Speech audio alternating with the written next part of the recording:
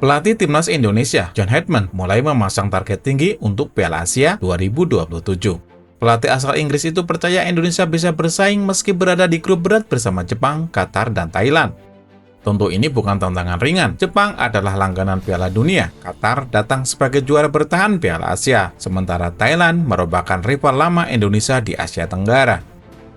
Dalam rekor pertemuan, Indonesia juga masih punya pekerjaan besar. Saat menghadapi Jepang, Indonesia belum punya catatan bagus. Pada pertemuan terakhir di Tokyo, timnas kalah telak dengan skor 6-0 tanpa mampu membalas 1 gol pun.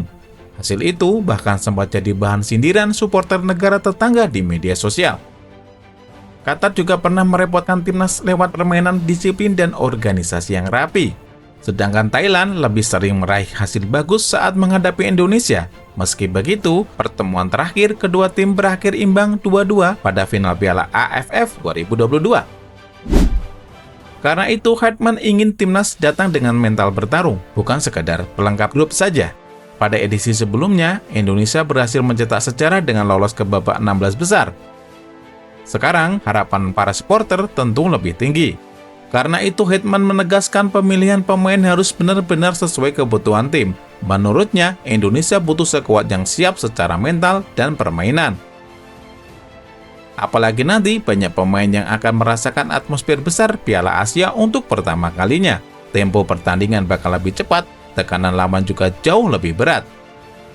Hetman sadar Indonesia harus bekerja ekstra keras bila ingin melangkah jauh. Dan untuk menuju ke sana, FIFA Matchday bulan Juni dianggap sangat penting. Timnas Indonesia ditempatkan menghadapi Oman pada 5 Juni dan Mozambik pada 9 Juni. Kedua pertandingan akan digelar di GBK.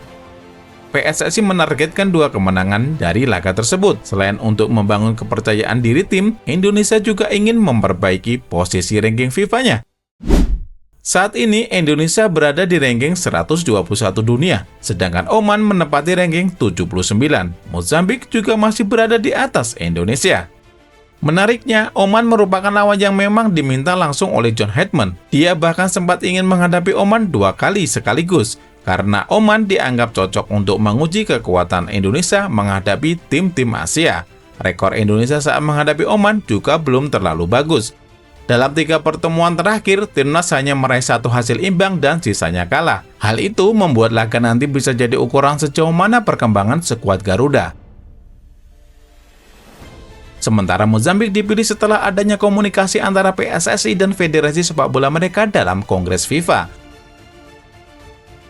Meski tidak terlalu familiar bagi publik Indonesia, Mozambik punya banyak pemain yang bermain di Eropa. Kecepatan dan kekuatan fisik mereka bisa jadi ujian serius untuk skuad Garuda.